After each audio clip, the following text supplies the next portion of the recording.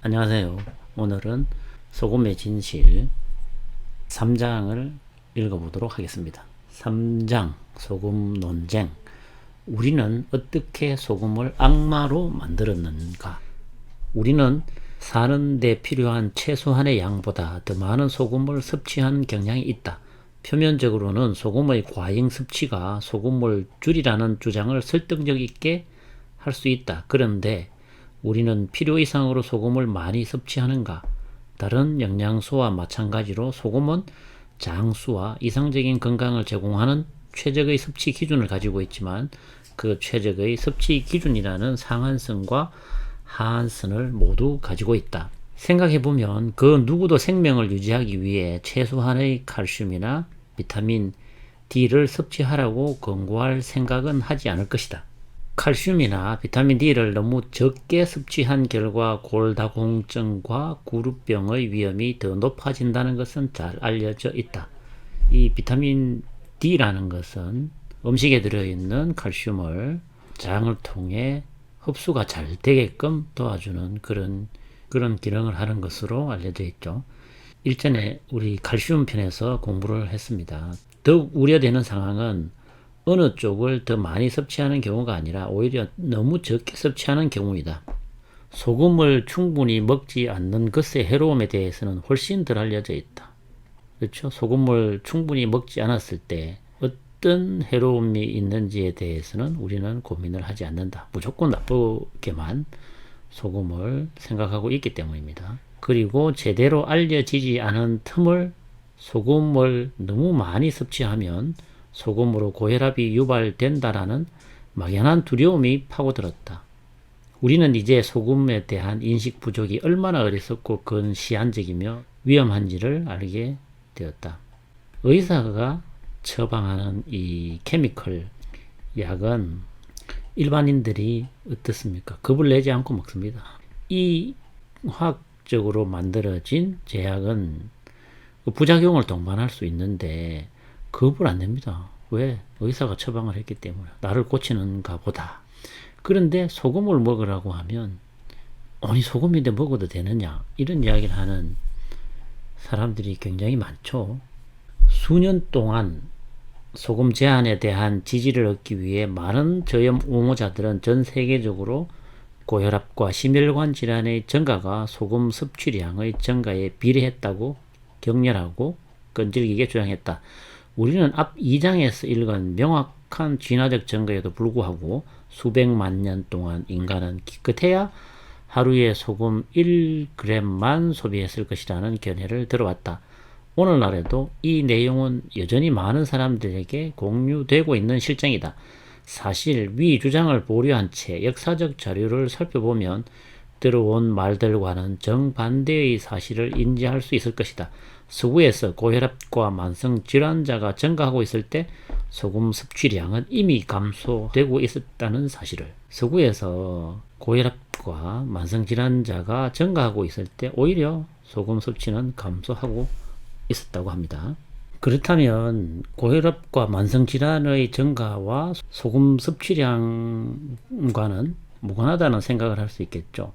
그러면 고혈압과 만성질환을 증가시키는 요인으로 우리의 식이, 그러니까 현대의 정크푸드, 그죠? 인스턴트 푸드나 식품 첨가물이 들어가 있는 것들, 그리고 농약을 많이 사용한다거나 이러한 영양으로 미네랄이 부족한 채소와 곡류, 이러한 것들을 의심을 해봐야 된다. 그런데 이러한 것들을 의심하기 전에 우리는 먼저 소금에 대해서 이런 만성질환과 고혈압의 원인이라고 생각하게끔 지금 만들어 두었습니다. 이러한 명백한 모순 상황이 어떻게 의료 분야를 완전히 장악했을까? 역사적으로 인류가 오늘날의 소금 섭취량의 일부만을 섭취했고 소금이 고혈압을 유발한다는 것과 그렇게 해서 발병된 고혈압이 심장병을 일으킨다는 것, 그리고 이와 같은 모순된 상황이 어떻게 거의 한 세기 동안 난공불락의 요새처럼 견고해졌는가? 사실 이런 맹목적인 추측이 수십 년 동안 과학적 진보의 걸림돌이 되어 왔다. 이러한 믿음의 뿌리를 추적하고 그 뒤에 숨겨진 진실을 찾기 위해 우선 문명이 전개되면서 인간이 소금과 어떻게 상호작용했는지를 살펴보자. 소금은 우리들 간에 있었던 역사와 소금을 대하는 우리들의 심리를 이해함으로써 우리는 몇몇 연구자들의 잘못된 가정에서 그 진행 과정을 추적할 수 있다. 그리고 타성과 출판 편향, 식품 산업계에 의해서 유발된 악의적인 이해관계의 치명적인 조합을 통해 어떻게 그러한 가정들이 의학적 독단과 공중보건 지침이 되었는지를 알 수 있다. 그러니까 소금이 해롭다라는 이러한 가정들이 여러 가지 이해관계가 얽혀 있을 수 있다. 그 과정을 한번 살펴보는 것이 필요하다. 하얀색 금채굴. 인간은 적어도 8,000년 동안 메마른 사막 호수의 밑바닥을 소금을 긁어내거나 땅에서 소금을 캐내는 방식으로 소금을 생산해왔다. 소금 채굴은 중국에서 시작되었으나 이집트, 예루살렘, 이탈리아, 스페인, 그리고 그리스 및 고대 켈트족의 영토를 포함한 전 세계의 다양한 지역으로 퍼져나갔다. 이러한 지역들은 소금과 소금에 절인 음식들, 예를 들어 물고기와 생선, 알, 올리브, 염장, 육류, 달걀, 식초에 절인 채소 등을 세계 여러 지역과 거래했으며 이러한 무역은 수천 년 동안 계속되었다. 로마의 모든 중요한 도시의 근처에는 소금 공급원이 위치했다. 로마인은 현대인의 하루 평균 소금 섭취량의 2.5배 이상인 나트륨 10g에 해당하는 소금 25g을 소비했다. 우리가 보통적으로 나트륨의 무게를 소금의 무게로 착각하는 분들이 있는데 그래서는 안 된다는 이야기를 몇 번이나 하고 있습니다. 나트륨 10g은 소금 25g에 해당합니다. 고대 인류는 소금을 생산하는 데 있어서 창조적인 방법을 동원했다. 그들은 땅 속의 염정을 판 후 그곳에서 수확한 소금물을 졸여서 소금 결정체를 얻었다. 그들은 마른 강바닥에서 소금 퇴적물을 채취했다. 또 인공호수와 연못에서 바닷물을 적극적으로 적발시키고 암염을 채굴하며 사막의 토양이나 습지식물이 타고남은 재에서 소금을 얻었다. 그리고 단순히 습지의 물과 토탄을 끓여서 소금을 얻기도 했다. 소금을 만들고 취하는 게 인류에 있어서 가장 중요한 하나의 문화 같은 겁니다. 그래서 소금을 얻기 위해서 많은 전쟁도 지구상에 일어나게 되는 거죠. 지금처럼 소금이 흔하지 않은 그런 시대의 이야기입니다. 냉장 기술이 개발되기 전에는 소금이 주로 주된 항균제와 방부제로 사용되었으며 음식물이 적절히 밀봉되었을 때는 몇 주 또는 심지어 몇 달 동안 신선도를 유지하는 데 도움을 주었다. 소금은 로마에서 병사들에게 급료로 지급될 정도로 가치 있는 것으로 여겨졌고 법적 구속력이 있는 계약의 상징이었다. 실제로 로마에서는 손님과의 저녁 식사 시 식탁에 소금이 올라오지 않는 경우 비우호적인 행동이라 인식해서 홀대한다는 의심을 받았다. 소금은 고대 세계의 생명력이었다.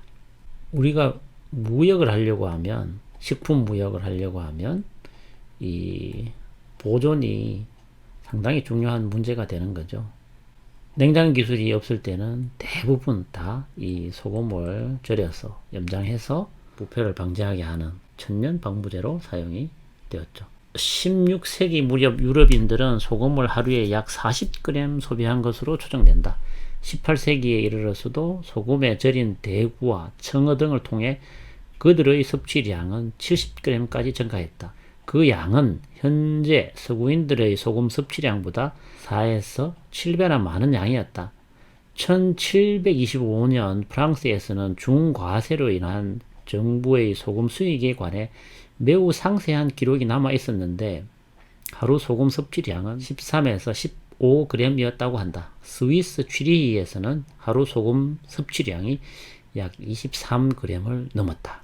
우리 현대과학이라는 것은 소금의 섭취량을 제대로 규명을 하고 있지도 못하지만 이 소금의 적정한 섭취량이라는 게 굉장히 음식 문화에 따라서도 그 차이가 상당히 날 수 있습니다.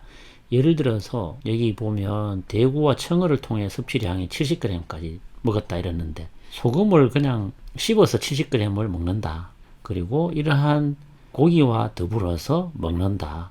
같겠습니까? 다르겠습니까? 또 채소를 많이 먹는 그런 사람들의 소금 섭취량과 육식을 많이 하는 소금 섭취량, 예를 들어서 채소를 많이 먹는 사람들의 소금 섭취량을 15g이라고 했을 때 육식을 통해서 섭취하는 그 15g의 소금 양과 이게 건강에 미치는 영향이 같겠습니까? 다르겠습니까? 채소는 또 칼륨이 많아서 소금을 배출하는 그런 데 있어서 훨씬 용이하게 되겠죠. 또 체내에 머무를 수 있는 나트륨의 양이 줄어들 수 있습니다. 그래서 똑같은 15g이라도 우리는 다르게 생각해야 된다. 하긴 소금을 계속 줄이자고만 하는 이런 지금의 과학이 이런 음식물과 더불어 섭취되는 소금의 양까지 그 차이점을 논한다는 것은 너무 먼 이야기이긴 합니다만, 우리가 단편적으로 소금을 몇 그램 딱 이렇게 섭취하는 게 좋다라고 생각해서는 안 된다. 내가 채소를 좀 많이 먹을 때는 소금 섭취량을 좀 늘릴 수 있는 거고, 내가 오늘 땀을 많이 흘렸을 때 또 소금 섭취량을 늘릴 수 있는 거고, 내가 탄수화물을 많이 줄였을 때도 또 소금 섭취량을 늘릴 수 있는 거고, 그래서 이 시기에 따라서도 소금 섭취량은 달라질 수 있다. 소금은 스칸디나비아 국가들에서 훨씬 더 많이 소비되었다. 덴마크에서는 하루 소금 소비량이 50g을 넘어섰고, 닐스 알 월은 16세기 스웨덴에서는 하루 소금 소비량이 100g, 주로 소금에 절인 생선이나 육류로 섭취했다고 합니다. 100g에 근접했다고 주장하기도 했다. 이 모든 것이 지난 수백 년 동안 유럽 전역에서의 소금 소비량이 현재보다 적어도 2배, 심지어 최대 10배 정도 더 높았을 가능성이 있다는 것을 시사한다. 현재 만성질환자가 증가하고 있는 유럽의 상황을 살펴보자. 그리고 엄청난 양의 소금 소비의 전성기 동안 과연 심장 건강 상태는 어떠했을까? 1500년대부터 1800년대까지 유럽에서 고혈압이 만연했는지는 완전히 확신할 수 없다. 어쨌든 혈압계는 1800년대 후반까지는 발명되지 않았다. 그러나 우리는 1900년대 초 미국에서 고혈압의 발생률이 인구의 약 5에서 10%로 추정되었다는 것을 알고 있다. 1939년 시카고에서는 성인의 고혈압 발생률이 11에서 13%에 불과했다. 이 수치는 1975년까지 2배로 증가한 뒤 2004년에는 마침내 31%에 도달했다. 이 수치는 계속해서 상승하고 있으며 2014년 미국의 성인 3명 중 1명이 고혈압을 앓고 있다.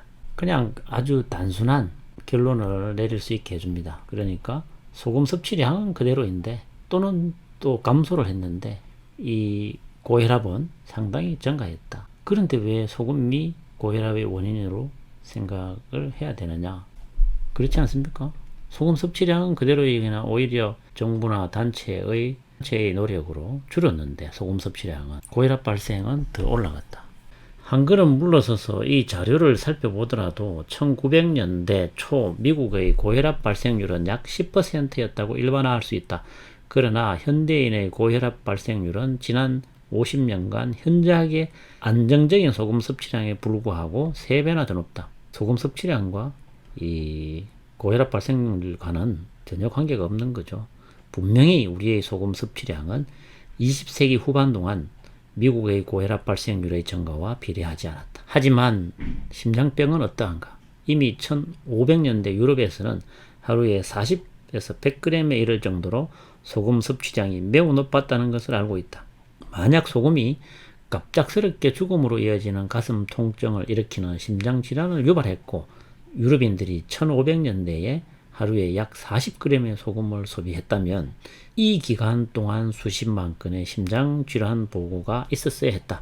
그러나 1600년대 중반에 이르러서야 심장질환에 대한 첫 번째 보고가 있었다. 그리고 1900년대 초에 이르러 심장 발생률이 심각한 수준으로 상승했을 뿐이다. 심장 질환의 증가는 단순히 소금 소비의 증가와 비례하지 않는다. 오히려 그것은 반비례의 관계이다. 우리가 소금이 고혈압의 원인인지 아닌지는 이렇게 지나간 그 데이터를 살펴보면 어쩌면 쉽게 결론에 도달할 수도 있는 것 같습니다. 근데 이러한 사실들을 우리는 애써 외면하는 건지 살피지 않는 건지 모르겠습니다. 우리가 마이크 올드만 교수가 그 소금 섭취와 심장 질환의 관계를 살폈을 때 저염군에 있는 그 집단이 심장 발병률이 약 3배 이상 가량 높다라는 것을 몇 번 살펴본 적이 있습니다. 그렇다면 현재의 영양 지침은 어떻게 되었는가? 연구 실수, 오만함, 자금 조달에 따른 갈등, 동일하고는 절대 모르는 완강한 고집 등 이 모든 것들이 합쳐져서 오늘날에도 그들은 여전히 제자리에 멈춰 서 있다. 그들은 여전히 제자리에 멈춰 서 있다. 연구 실수했는데 인정 안 하죠. 오만한 거죠. 그리고 소금에 대해서 나쁘다고 아예 인식이 되어 있으니까 연구비도 지원을 잘 안 하죠. 그리고 그 자기들이 잘못됐다라는 것을 인정하기 싫은 거죠. 정확하지 않고 참신하지도 않은 생각. 소금이 혈압을 높인다는 가설은 100년이 넘는다.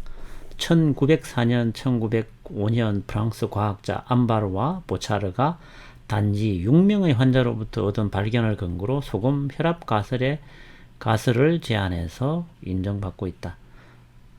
이 두 사람이 소금이 고혈압의 원인이다라는 그런 가정을 하고 실험을 한 최초의 과학자들로 많이 언급이 되고 있습니다. 그런데 이 사람들이 단지 6명의 환자로부터 얻은 발견을 근거로 했다. 조금 더 보겠습니다. 이 두 과학자들이 그들의 환자들에게 소금을 더 공급했을 때 그들의 혈압이 상승함을 보였다. 그러나 불과 몇 년 뒤인 1907년 로엔슈타인은 신장염 환자들로부터 얻은 상반된 발견을 발표했다. 21세기가 가까워질 무렵 양쪽의 연구의 질은 동등하지 않았지만 과학자들은 소금 섭취의 상대적 이익과 위험을 놓고 논쟁을 벌였다. 이 소금 논쟁은 1920년대 초에 처음으로 유럽을 넘어 미국으로 흘러들어왔다. 뉴욕 출신의 의사인 프레데릭 M. 앨런과 동료들은 혈압을 낮추는 소금 제한이라는 잠재적인 치료 전략을 들고 나왔으며 이는 가장 먼저 미국 의학계의 주목을 받았다. 그들은 1920년에 2편, 1922년에 2편 등 총 4편의 논문을 발표했는데 이것은 누가 봐도 명백히 미국에서 논쟁을 불러일으키는 것이었다. 논문의 핵심은 소금 제한이 고혈압 환자군 약 60%의 혈압을 낮췄다고 주장했다. 앨런은 고혈압에 대한 잠재적인 치료법으로서 소금 제한을 옹호하기 위해 이 사건 보고서를 사용했다. 더 나아가 그는 소금이 신장을 자극하고 혹사하며 결국 정상적인 신장 기능을 가진 사람들의 혈압도 높일 수 있겠다고 주장했다. 하지만 앨런은 증거가 없었다. 그러나 그의 근거는 그럴듯했다. 즉 소금 제한이라는 것은 신장의 부담을 줄이려면 주로 소금 섭취를 제한해야 한다로 들렸다. 그러나 이 시기에 수많은 출판물에서 소금 제한은 고혈압 치료에 좋은 선택이라는 견해를 반박했고 이 견해는 서서히 잊혀졌다. 우리는 이 반대라는 것을 이미 잘 알고 있습니다. 소금을 제한하면 오히려 신장이 더 지치게 되고 신장이 질환이 생길 가능성이 높다는 것을 사실을 들어 우리는 이미 공부를 했습니다. 그리고 20년이 지난 후에 소금에 혹사당하는 신장에 의한 고혈압 이론은 무덤에서 부활했고 그것을 자신의 유산으로 만들려고 한 연구자 월트 캠프너에 의해 도용된 것처럼 보였다. 실제로 월트 캠프너는 증가된 자금량을 처리하는 신장의 부담을 줄이기 위해 엄격한 식이 제한을 처방했으며 여기에는 소금 제한이 포함되었다. 그는 전방위 전쟁이 일어나야 한다. 한 가지 요인을 공격하는 것만으로는 충분하지 않다. 나트륨을 줄이는 것만으로는 충분하지 않고 콜레스테롤을 줄이는 것도 충분하지 않으며 체액량을 줄이기 위해 마시는 물을 줄이거나 아미노산을 줄이는 것도 충분하지 않다. 간단한 감소로는 충분하지 않기 때문에 신장의 활동을 부추기는 모든 요인은 절대적으로 최대한 감소되어야 한다라고 썼다. 월트 캠프너는 자신이 주장하는 라이스 다이어트로 얻은 결과에 대해 전 세계적으로 인정받으려 했다. 라이스 다이어트의 12가지 식이 제한 중 하나는 저염식이었다. 그러나 저염식이가 고혈압 치료에 효과적이라는 정구로서의 캠프너의 외사법은 전체 소금 논쟁에서 가장 터무니없이 잘못 이해된 연구 사례 중 하나이다. 자, 여기 이 캠프너 라이스 다이어트인데, 이 캠프너는 1940년대에 독일계 미국인 내과 의사인 캠프너가 공식화한 고탄수화물, 고섬유질, 저지방, 저염식이다. 쌀, 과일, 과일 주스, 차, 디카페인 커피, 설탕, 비타민과 철분 보충제 등으로 구성되어 있다. 캠프너가 고혈압을 치료하기 위해 고안해서 캠프너 다이어트 또는 캠프너 라이스 다이어트라고 한다. 지금은 물을 충분하게 섭취하라는 그런 건강법이 많죠. 어떤 때는 2리터까지 섭취를 해라. 이것도 뭐 좋은 방법은 아니지만 어쨌든 물은 적당하게 섭취해 주는 게 좋습니다. 목이 마르다는 것은 물이 필요하다는 증거죠. 근데 여기서는 물을 무조건 줄이라, 뭐 이런 이야기도 하고, 지금 각광받는 요법 하나는 뭐냐면 저탄고지죠. 이 저탄고지는 탄수화물은 적게, 지방은 높게 섭취하라는 겁니다. 여긴 정반대죠. 고탄수화물, 저지방이라고 했는데, 이 저탄고지는 상당히 학계에 지금 인정을 받고 있고, 많은 분들이 또 실시를 해서 당뇨 치료에 도움을 주고 또 예방하는 데에도 도움을 받는 것으로 이미 연구가 많이 진행되어 있는 그런 방법 중에 하나가 이 저탄고지입니다. 이 저탄고지가 효과가 있는 것은 일단 탄수화물 섭취를 줄임으로 해서 포도당이 급격하게 나오는 것을 방지를 하고, 포도당을 줄여줌으로 해서 인슐린의 분비를 촉진시키지 않게 됩니다. 그런데 반대로 이 라이스 다이어트 같은 경우에 고탄수화물이면 포도당을 많이 나오게 하겠죠. 탄수화물이 곧 포도당이 되겠죠. 포도당이 되면 인슐린이 확 쏟아져 나오겠죠. 인슐린이 확 쏟아져 나오면 이 혈관 건강이나 또 염증 수치가 높아지게 될 거고, 그렇게 되면 혈액순환의 흐름이 원활하지 않게 돼서 혈압이 높아질 수 있을 거고, 높아진 혈압은 심혈관 질환과도 관계가 깊게 되겠죠. 그래서 이게 하나의 세트입니다. 이 병이라는 게 인슐린 저항성, 혈압, 심혈관 질환, 뭐 이런 당뇨, 이런 것들이 병이 이게 하나의 서로 연결되어 있는 겁니다. 연결되어 있어요. 그러니까 당뇨가 있는 사람은 혈관에 염증이 많을 수 있고, 혈관 건강이 좋지 않을 수 있고, 혈압이 높아질 수 있고, 심혈관 질환에 걸릴 확률이 높아지는 거죠. 그래서 이게 딸랑 심혈관 질환만 생기는 사람, 이런 경우는 없다라는 거죠. 뭔가가 계속해서 나빠지니까 이렇게 된다. 어쨌든 지금 이 라이스 다이어트라는 거는 지금 현대에서 좋다라고 밝혀진 어떤 요법과 저탄고지 요법과는 정반대가 됩니다. 그래서 이렇게 시간이 지나면서 과거의 판례들이 바뀌는 거죠. 시간이 지나면서 과거의 어떤 캠프너 요법이 있다면 이 요법들이 이제는 저탄고지로 바뀌어간다. 그러면 우리가 과거에 소금을 자꾸 줄이려는 노력을 하고 그랬다. 이제 이것도 바뀌어 가야 되겠죠. 적정하게 먹는 것은 어떤 것인가? 또 식이요법에 따라서 식이 문화에 따라서 어떻게 먹는 것이 좋은가?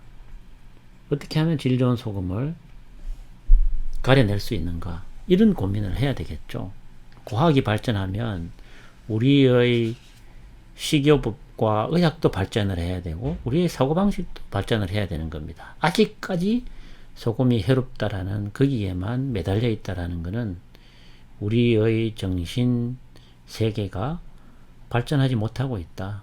나머지는 다 바뀌는데 우리의 정신 세계는 전혀 나아가지 못하고 있다. 다음 시간에 캠프너의 라이스 다이어트에 대해서 조금 더 살펴보는 기회를 가지도록 하겠습니다. 오늘은 여기서 마치겠습니다.